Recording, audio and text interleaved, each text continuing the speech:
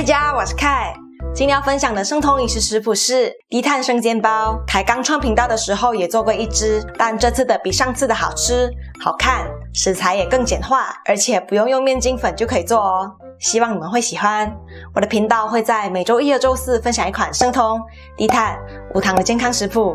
感兴趣的小伙伴记得订阅我的频道，并且开启小铃铛才不会错过每次分享哦。那话不多说，我们开始吧。首先我们来准备高丽菜80克，洗干净，切碎，差不多像这样，往里面加入半茶匙盐巴，搅拌均匀，盐巴能逼出高丽菜里的水分。都搅匀了，我们放一旁备用。现在来准备其他配料，这是上次剩下的芹菜叶，15克。没有的话也可以用青葱或韭菜，把它切碎备用。150克的肉碎里加入1/4茶匙生姜粉，1/4茶匙白胡椒粉，少许五香粉，差不多1/8茶匙，半茶匙鱼露增鲜，没有的话也可以直接用酱油，1茶匙酱油，1茶匙蒜末，搅拌均匀。这时候高丽菜应该好了，把水分挤出来，加入切好的芹菜叶，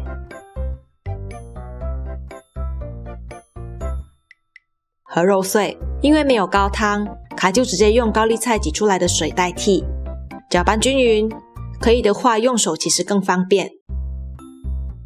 加入半茶匙麻油和半茶匙磨碎了的洋车前子。洋车前子能模仿淀粉的效果，帮助粘合馅料，也能吸去多余的水分。没有的话可以省略。搅拌均匀，因为大家的口味都不同，建议把一小块肉微波炉加热尝尝再调整调味。开之后油补了一些盐巴，放冰箱冷藏备用，顺便也切点葱花，等撒在生煎包上，装起来备用。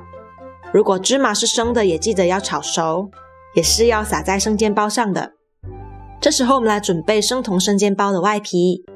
这次的饼皮是用酵母膨发的，我们需要速发酵母4克，没有的话可以用泡打粉，和10克代糖弥补一下小麦的香甜，不加也可以，和7克黄原胶，也就是这个食谱唯一的粘合剂，不建议用洋车前子替代，黄原胶在高温会比较稳定，用洋车前子的话可能会塌。都倒入碗里，接着加入60克的杏仁粉，是去皮细颗粒马卡龙专用的杏仁粉，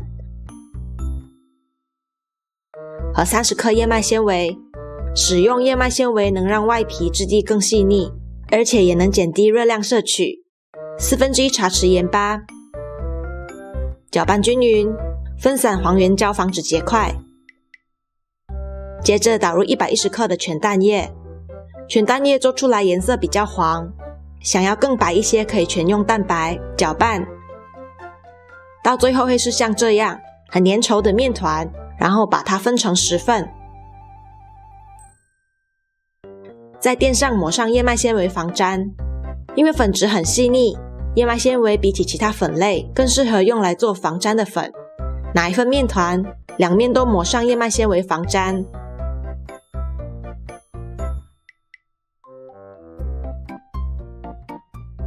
接着用自己习惯的方式把它擀薄，凯还擀得不好就不仔细讲解了。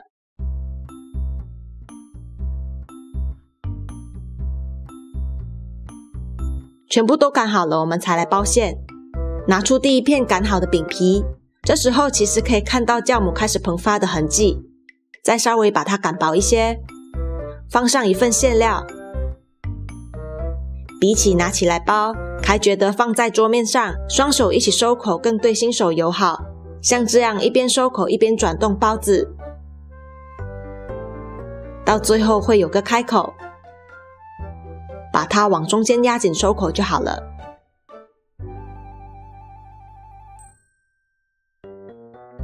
这次包的比上次好看很多，有进步，还算满意。锅里倒油，盖住锅底，我用的是精炼椰油，放上生煎包，倒入热水，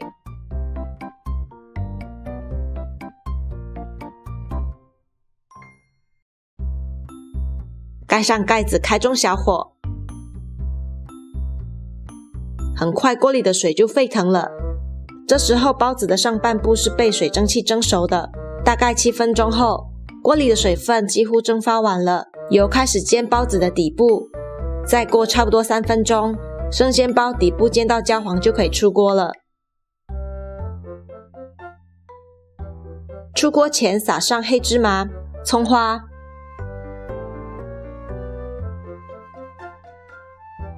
我们的生酮生煎包就做好了。无麸质，食材还算简单，外皮大火蒸也不会塌，内馅加了鱼露非常鲜美，沾上自己调的蘸料，太满足了。如果你喜欢这次的分享，记得为这影片点个赞，那我们过几天见咯，拜拜。